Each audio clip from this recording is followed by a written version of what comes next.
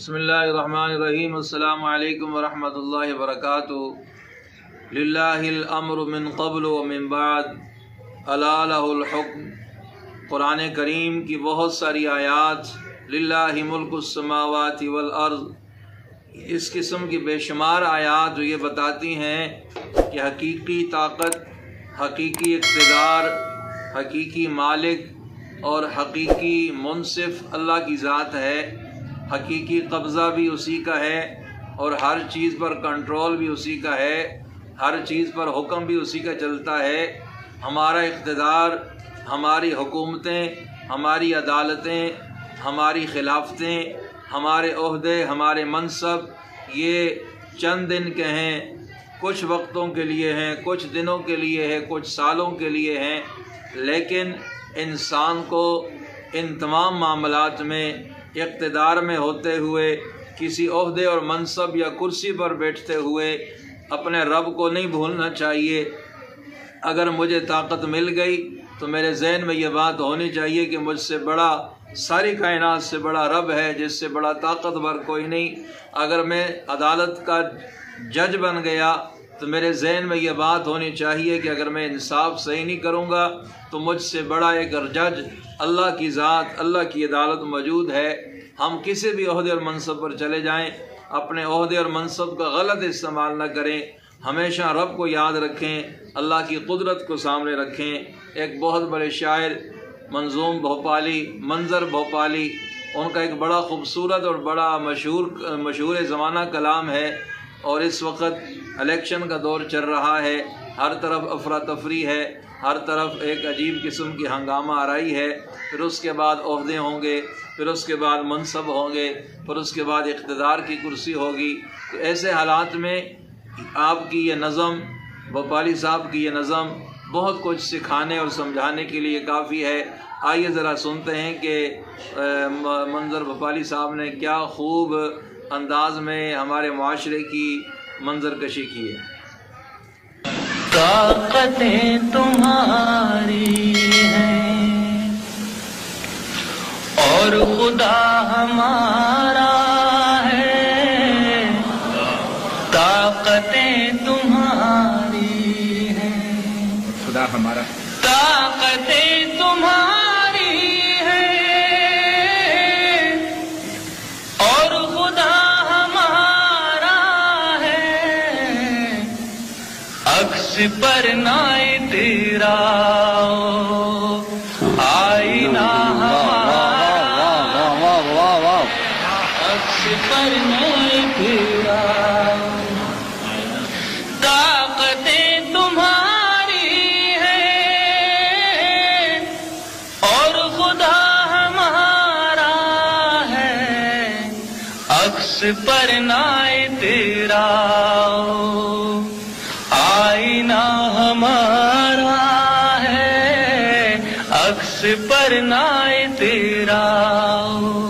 اور شعر سماعت فرمائیے۔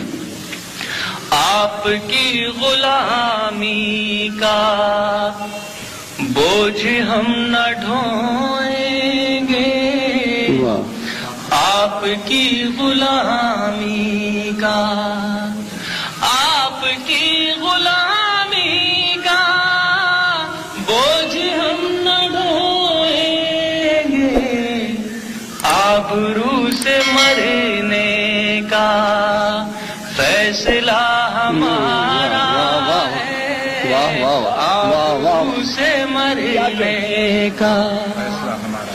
اور حضرات یہ شعر سماعت فرمائے گا۔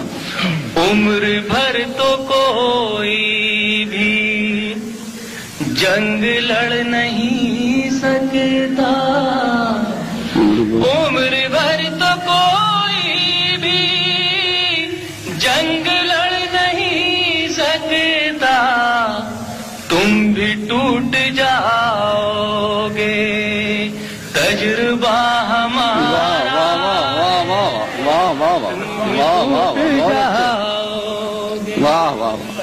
تجربہ ہمارا ہے، تم بھی ٹوٹ جاؤ گے، اپنی رہنمائی پر اب غرور مت کرنا، اپنی رہنمائی پر اب غرور مت کرنا، آپ سے بہت آگے نقش پا ہمارا۔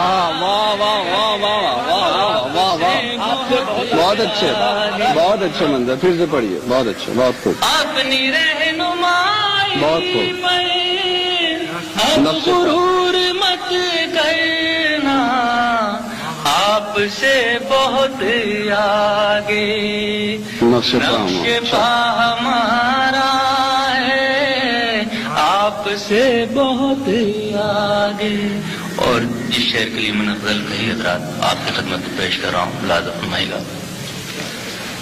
طاقتیں تمہاری ہیں، غیرت جہاد اپنی، زخم کھا کے جاگے گی، غیرت جہاد اپنی،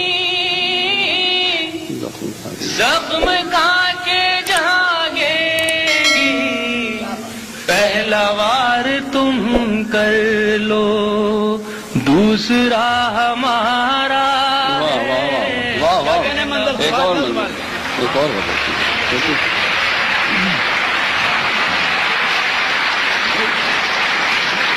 اللہ اکبر کبیرہ۔ بفالی صاحب نے آخر میں یقین کیجئے ایک عجیب اشارہ دے دیا کہ زخم کھا کے غیرت اپنی جہاد کی جاگے گی، پہلا وار آپ کا ہے دوسرا ہمارا ہے۔ اس میں ایک عجیب اشارہ کر دیا کہ ہاتھ پہ ہاتھ رکھ کر بیٹھنے سے کچھ نہیں ہوتا، اپنے اندر جذبہ جہاد پیدا کیجئے، اپنے اندر ایمانی غیرت اور جرت اور بہادری پیدا کیجئے۔ جب آپ جرت اور بہادری پیدا کریں گے تو آنے والا وقت بھی آپ کا ہوگا۔